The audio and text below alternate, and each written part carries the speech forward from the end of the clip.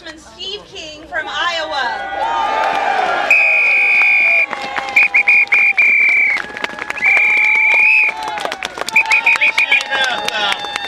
Thanks, Colin, and thanks for coming out here today. Some people said it's a dreary day. Well, that's not going to stop us. We've got a country to save. And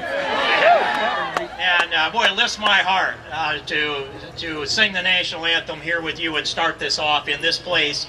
This place that is the center of all the symbols for the whole greatness of America are here in this city. And we hold a whole country to stand up and defend this Constitution, the rule of law, fiscal responsibility, and moral responsibility all wrapped up together.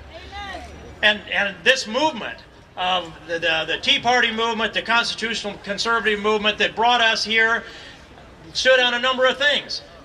And that is, cut the budget, get this government under control. It's not good enough to slow it down. We've got to reduce the size of this government. And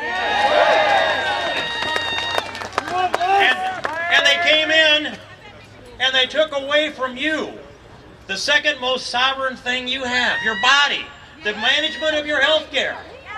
They nationalized not only 3 large investment banks and General Motors and Chrysler and who knows what else, they nationalized your skin and everything inside it.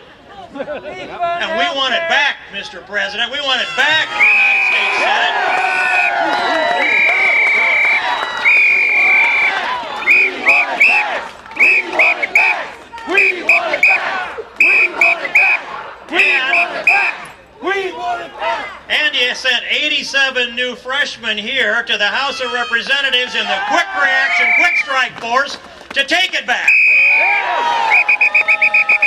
And every one of them ran on repeal of Obamacare, and every one of them voted to repeal Obamacare, and over the United States Senate, every Republican over there voted to repeal Obamacare too, H.R. 2. So that marker's been put down. You fought the fight for $100 billion in cuts out of this fiscal year. And that 87 freshmen stood up and they fought a battle, and they came to a number, I know it calculates out for the full year, but it's $61.5 billion. That's where the fight came down on H.R. 1, the first CR. All right, so let's fight on that then. That's ground we've taken. Let's hold it. Yeah! And what we know is, you know, when General McClellan was manning an army and training it around this city in the beginnings of the Civil War, Lincoln wasn't too pleased because he didn't want to fight. Well, you got to pick the ground you want to fight on. That's this continuing resolution. And you want to fight when your army's as strong as it can possibly be. Well, that was a month ago, but it's still now. So this is the time, this is the ground. We need to fight on this continuing resolution. We need to fight on the $61.5 billion. We need to fight on Mike Pence's proposal on unfunding Planned Parenthood. And we're going to hear from him in a minute. And we need to fight on cutting off the funding that implements Obamacare.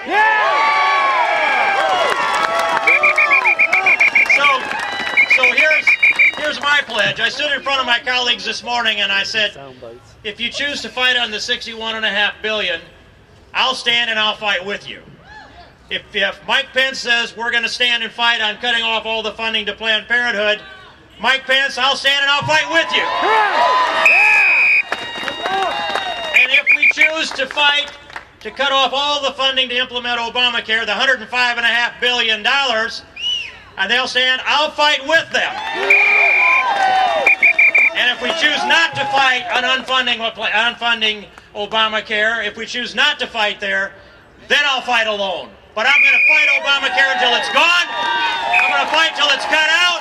I want my body back. I want you to have your constitutional rights back. We're going to have them back, and we can't let up until we get them back. God bless you all.